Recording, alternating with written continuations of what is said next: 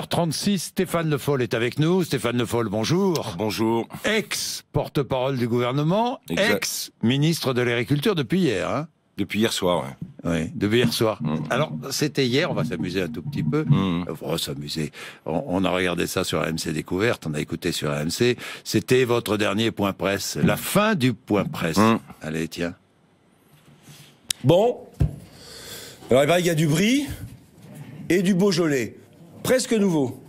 Donc je vous invite à partager ce petit vin et ce petit fromage ensemble. Voilà, c'est terminé. Sur une note Le Brie, le Beaujolais, alimentaire. alimentaire. Pas de regret? Oh non, pas de regret. 5 ans et 3 ans et demi porte-parole. Oui. Au contraire, le sentiment d'avoir travaillé, d'avoir été aussi sincère que possible dans ce rôle de porte-parole, d'avoir été conforme aux engagements. Porte-parole, parce Oui, qu'on- difficile, On ne peut bien pas sûr. dire ce qu'on a envie de dire. Pas toujours. C'est terrible, ça. J'ai essayé. Ouais, ça c'est Mais terrible, j'ai eu ça. cet esprit Oui. collectif. Quand j'avais des choses qui me posaient des problèmes, j'essayais de penser à ce que je devais dire pour le collectif. Ouais. C'est Ouais. une marque de fabrique qui n'est pas toujours partagée. Ah bon? Vous trouvez? Ah bon? Bah tiens, on va... Vous qui êtes on un va- observateur. Bah tiens, on va... Ah bah oui, tiens, bah alors allons-y. Allons-y, j'ai vu dans votre parti politique, puisque vous restez au Parti Socialiste, Oui. vous restez... Oui, je reste au Parti Socialiste. Moi, je Oui. suis pas... Voilà, je reste Bah, vous ne vous êtes fidèle, pas comme toujours. Vous ne vous êtes pas mis en marche et vous n'avez pas rejoint ces nouveaux mouvements qui fleurissent de tous les côtés. Je vois que Benoît Hamon va lancer un nouveau mouvement, qu'Anne Hidalgo lance un nouveau mouvement. Oui, ça, je l'ai noté.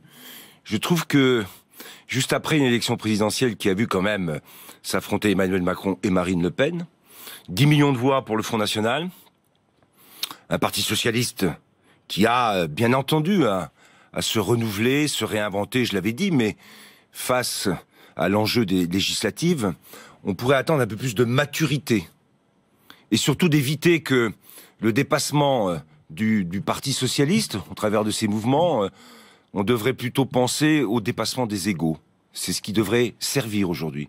Revenir à un peu plus de collectif. À Vous ne avoir une comprenez ligne. pas, vous ne comprenez pas. Ah, moi là, pour l'instant, tel que je regarde tous ces tout ça, nouveaux mouvements non. qui se... En même temps, être dedans, dehors, ouvert, bien sûr qu'il faut être ouvert. Mais il faut d'abord avoir un cadre collectif, Oui. capable de s'inscrire dans une démarche collective. Alors, si certains pensent que il faut la faire ailleurs, je pense que ça, c'est tout à fait légitime. Certains ont souhaité Oui. partir. Oui. Très bien. On souhaite Qu'ils le quitter fassent. le Parti Socialiste, qu'il le fasse. Au Qu'ils moins, le c'est clair. fassent. Au moins, c'est clair. Ça, c'est au moins une ligne qui permet à tout le monde de comprendre.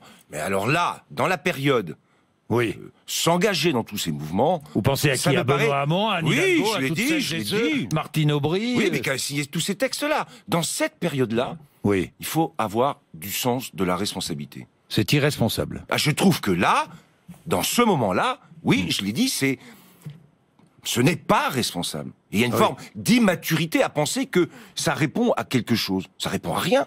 Quel est l'enjeu? C'est de savoir ce qu'on va être capable de faire Oui. dans un mois, avec une majorité, après qu'il y ait une élection présidentielle, avec l'élection d'Emmanuel Macron. C'est ça l'enjeu.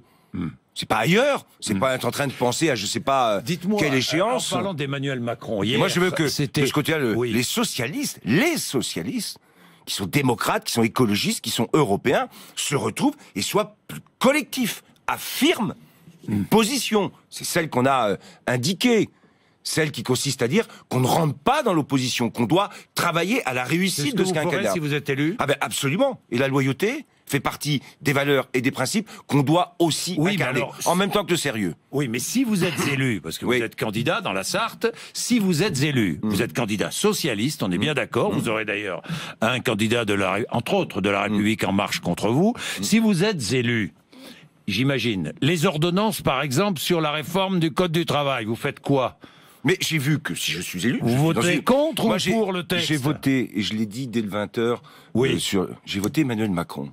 Oui. Donc là, le président qui a été élu Oui. J'ai participé à son élection. Donc je vais participer à la réussite de son quinquennat. Donc c'est ça, pour c'est un texte que vous pourriez voter. C'est pour Emmanuel Macron et c'est pour la France. Mais j'ai vu aussi, d'ailleurs, j'ai noté que François Bayrou, sur cette question des ordonnances... Oui, il est hésitant. Eh ben oui, voilà, donc il y a, avec le dialogue social, parce que là, c'est l'expérience qui est la mienne. Oui. C'est celle d'un socialiste qui a beaucoup travaillé d'ailleurs sur la question du dialogue social avant les présidentielles. Oui. Parce que j'ai été J'allais vous celui parler du dialogue de social, la conférence sociale. Donc c'est avec les syndicats qu'on a construit cette méthode. Elle s'est imposée. Et je pense qu'elle est très importante. Il ne peut pas y avoir de réforme dans le domaine social sans un dialogue avec les partenaires sociaux. Et il faut continuer à renforcer les partenaires sociaux. C'est ce qu'a dit François Hollande hier. C'est ce qu'a dit François Hollande, mais c'est ce que je pense depuis... lors du Conseil des ministres. Ça, c'est une conviction depuis très longtemps. Il a même dit, si on l'oublie, ça peut coûter cher. Oui, je pense qu'il avait en tête ce qui a pu se passer à un moment sur la loi travail. Donc moi, je le pense sincèrement. Après, une ordonnance, c'est une manière d'aller vite au niveau du Parlement. Oui. Ça, c'est un sujet technique. On a encore adopté des ordonnances jusqu'à l'avant-dernier Conseil des ministres. Bon, mais le dialogue préalable, la discussion, l'accord avec les partenaires sociaux, c'est une méthode et un principe. C'est un message que François Hollande a envoyé à Emmanuel Macron. Au-delà même de François Hollande, maintenant, je le dis, pour ce qui me concerne, en tout cas de manière très claire. Vous parlez de moi, puisque François Hollande ne sera pas à l'Assemblée nationale. Moi, je suis attaché au dialogue social, absolument. Que vous a-t-il dit hier? Comment ça s'est passé, ce dernier Conseil des ministres? Il a fait d'abord une analyse de son quinquennat.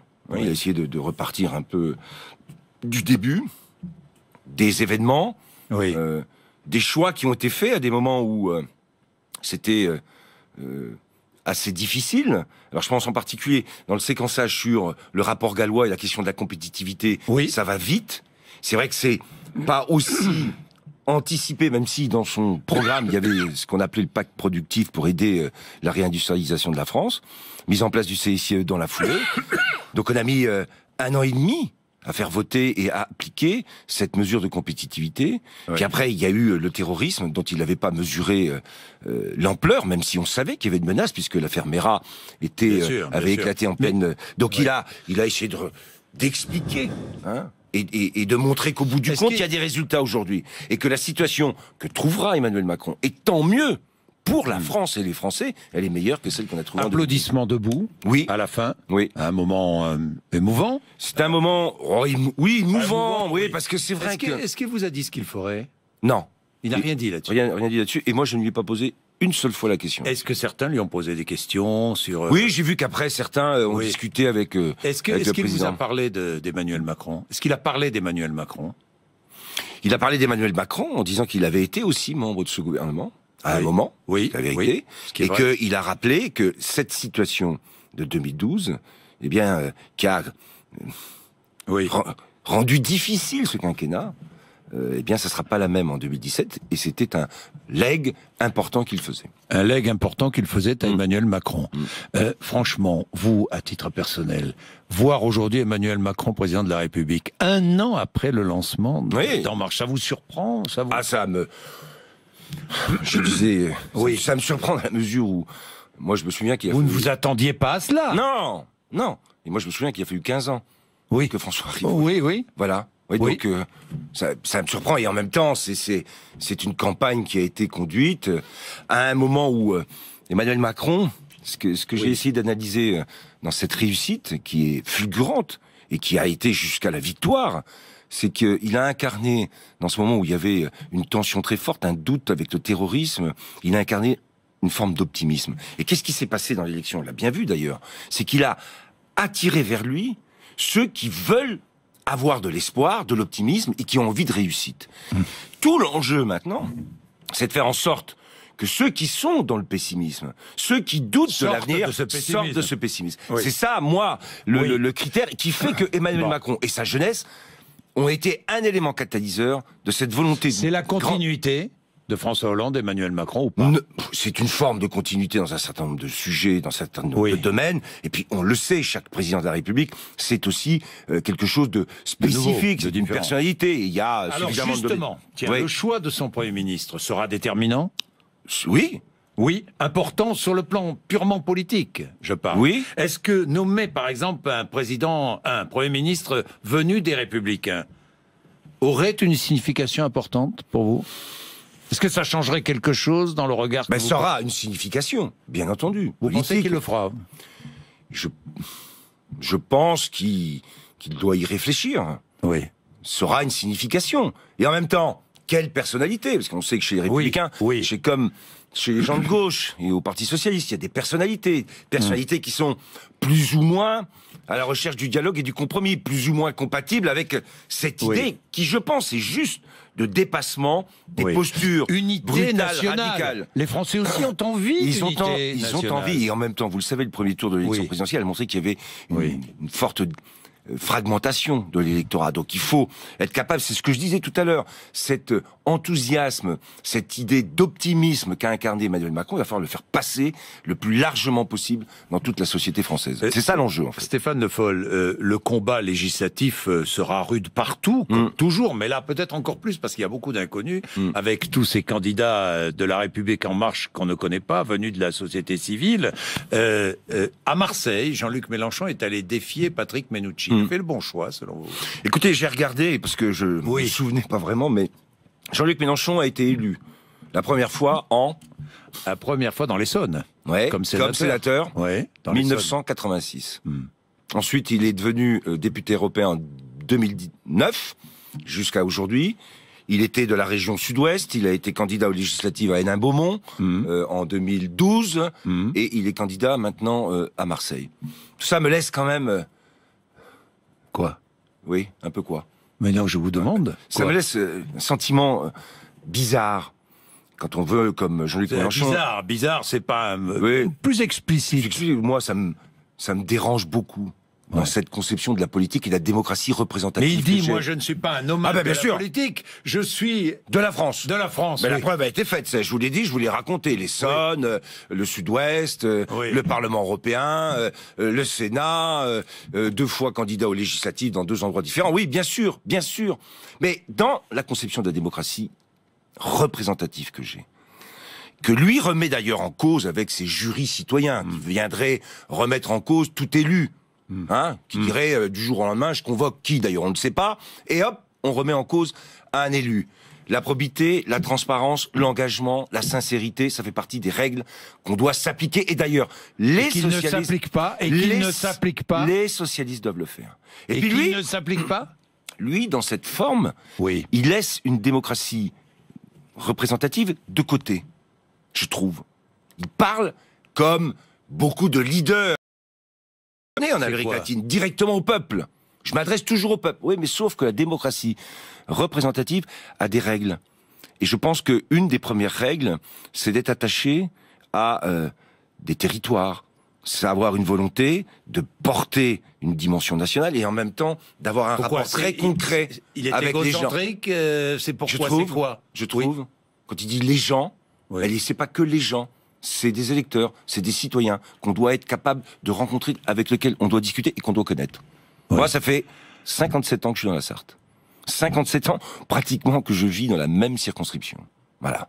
Donc, c'est quoi? C'est un exercice solitaire du pouvoir? C'est un exercice, dictatorial du pouvoir? C'est un exercice personnel, de rapport direct au peuple. Il n'y a aucune autre barrière, il n'y a aucune autre règle. Je suis avec le peuple. Lequel? Celui qui vote pour moi. Non, c'est pas que ça. Je suis attaché aussi à des histoires. Je ne veux pas aller jusque-là. Non, bon, d'accord. Bon, enfin, la République est en marche, donc. Vous avez vu tous ces candidats.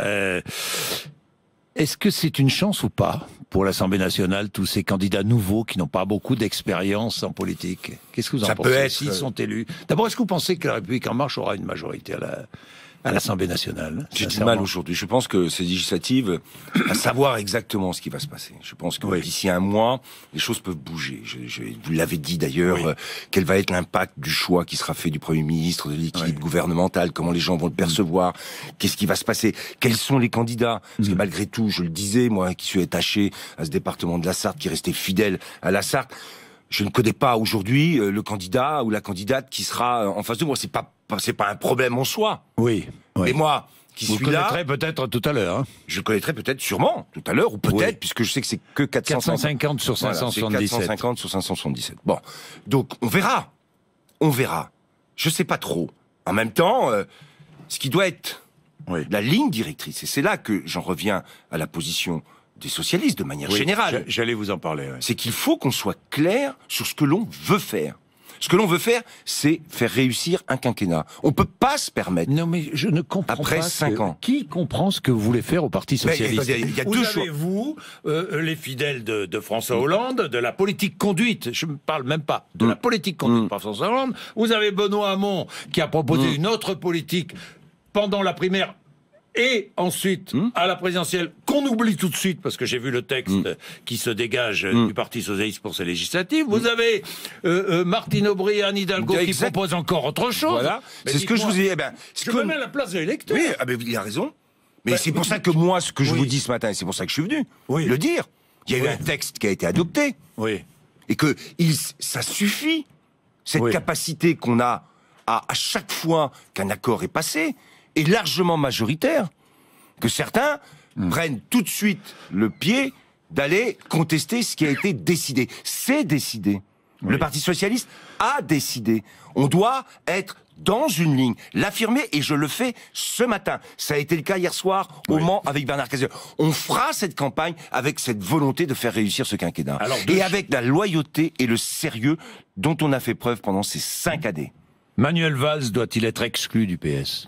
Écoutez, je pense que dans cette affaire, il doit y avoir un peu de respect, parce que Manuel Valls a été Premier ministre, même s'il a fait des choix, et que moi je conteste le fait que, en ayant fait son choix de vouloir rejoindre La République En Marche, il était obligé de rajouter « et le PS est mort ».